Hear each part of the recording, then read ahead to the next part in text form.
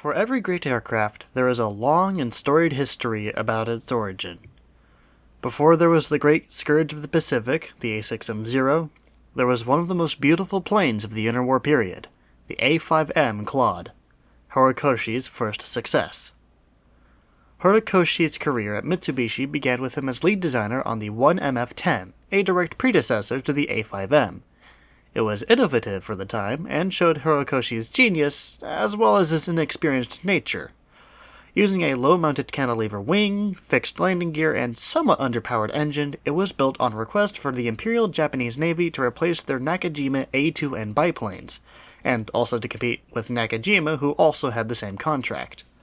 Only 2 prototypes were built, because both prototypes were lost to crashes and the project was cancelled. The first prototype was lost to a high-speed dive where the tail just sheared off and the pilot parachuted out, and the second was lost to a flat spin because of the plane's unusual handling. Horikoshi spent a long time analyzing the 1MF-10 and both crashes to see what happened and why. When he learned all that he could from it, he took what had worked and revised it for a new iteration, along with implementing innovations such as flush riveting, which reduced drag.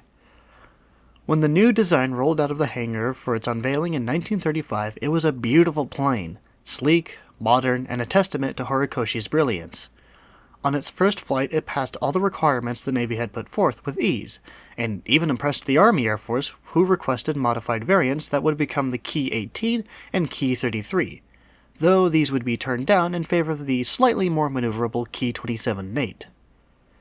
Designated the A5M, it entered into Imperial Japanese Naval Air Service in 1936 and replaced their Nakajima A2Ns. Though it never acquired a nickname by the Japanese, Allied intelligence would give it the designation Claude. Development and upgrades for the A5M continued throughout its production run, incorporating such features as drop tanks, NACA cowlings, and even more powerful engines, with the penultimate variant being the A5M4, incorporating all the above-mentioned improvements.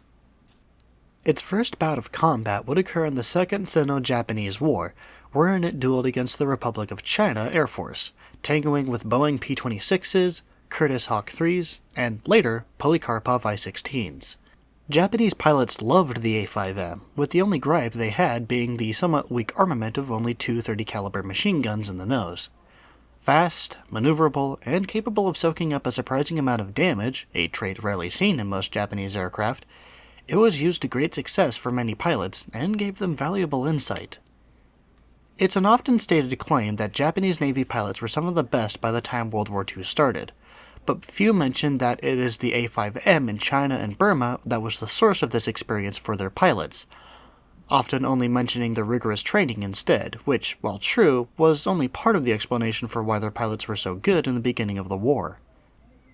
Even as Zero production began and was being rolled out fleet-wide, A5Ms were still held onto and given to light or second-line carriers, or stationed at island garrisons following the Japanese conquest of U.S. islands following Operation Z.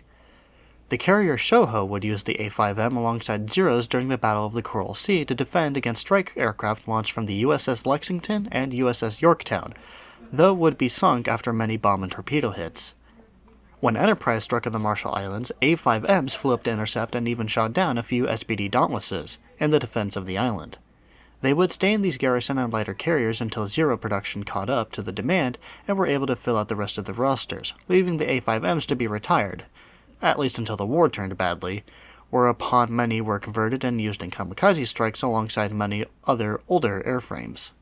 Out of the roughly 1,100 built, only one unassembled example exists today, at the bottom of Chuck Lagoon in the Fujikawa Maru's cargo holds. Though a somewhat short, though eventful career, the A5M was an outstanding success in the eyes of Horikoshi. He made a plane that flew like a dream. His dream, which he held close since childhood. He finally got to make something that could fly, and it wouldn't be his last. He wished his dream didn't have machine guns on it, or it was used to bring death and destruction, but that was the reality of Imperial Japan, unfortunately. Horikoshi's career in life, along with the development of the 1MF-10, A5M, and A6M, would later be immortalized in media from the legendary Studio Ghibli film The Wind Rises by Hayao Miyazaki, a film not of the simple technical evolution of Japan's greatest fighter, but of the man who built it, and his childhood dream of flying made manifest. For as the old saying goes, once you have tasted flight, you will walk the earth with your eyes turned skyward, for there you have been, and there you will long to return.